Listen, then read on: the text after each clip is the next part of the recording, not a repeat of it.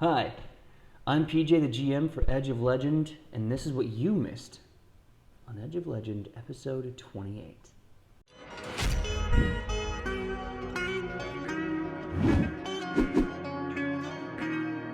The party has a day's journey to Agrippa upon Aubert, so they decide to camp for the night. Rufa approaches Hera and Antigone, who have been continuing to write their reports to the mysterious benefactor. He goes over their letters, but also sneaks a very shiny embossed red envelope away from the carrier raven, which they do not notice. Alona decides to talk to Ka Horba Bubbleboil by the campfire. Alona asks her where Megaw is, and Ka relays, He is on steel rock floating by east coast of continent, near a town most forgotten. which, when Alona asks for clarification, Ka confesses she cannot offer any more, but she does insist that they'll be able to find Megaw up and down the coast. The dwarf leader from Bryax enters the scene and humbly asks the adventurers for food and supplies before they head off to their next destination. While Rufa tries to convince Alona to hold this as some sort of bargaining chip, Ichi begins delegating goods as he is distracted. The dwarf is indebted to Ichi and offers her his services if she ever needs them. Woodward also offers them a foraging cheat sheet, if you will, so they will be able to fend for themselves, and the dwarf finally introduces himself as Braun. In such gratitude to Woodward, he offers him his clan dagger, with a little saucy interaction between Tobias and Shionibus, in which Rufa is then forced to lodge a shoe at Tobias's noggin, and then for further punishment, Mush sneakily pees in his bedroll at night. So that's great. Tobias wakes up with a giant shoe wound on his head and reeking of badger pee. It's good being a hero. It's very glamorous. In the morning, Rufa finally opens the mysterious red letter, which he recognizes is written in Shin, like the one he snuck away from Hera and Antigone before. And it reads, "It has been a very long time, and you cannot run away. But I do not come to threaten. There is a need once again. There is a problem in the dragon's den, and once more, now or later, you will be called to serve. May the Emperor protect you forever. I will see you soon." Pretty mysterious, that. Upon reading this, Rufus sighs and takes off his glasses, finally looking his age. Meanwhile, Woodward is brewing some hooch, some stellar hooch, and is graced by the appearance of the goddess Rochelle, who is very impressed by his work. She gives him a boon that allows him insane magical hooch-making powers, and tells him to find her in a temple of her name, and they will share a drink. Well, the adventure set off, finally, and land in the town of Agrippa upon Aubert.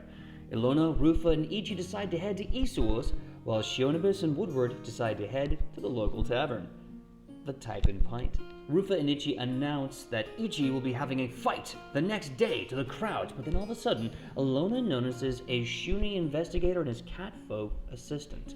She overhears them complaining loudly and decides to approach them, discovering that they are on the case to find one of the 5 generals of the Green Army.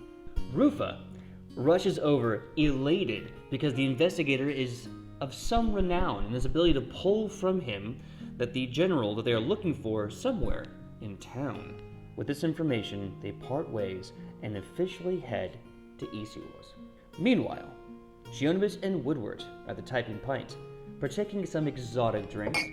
Woodward chooses an ale from Inshelator, which causes him to hear the voices of devils arguing over his mortal soul, and then promptly throws him out of it. Shionibus then discovers they have a rare wine from Nubia, her homeland, and asks the bartender how much it is for the bottle. The bartender tells her that it's way more than gold, but Shionibus can have it if she shares her deepest secret or loss.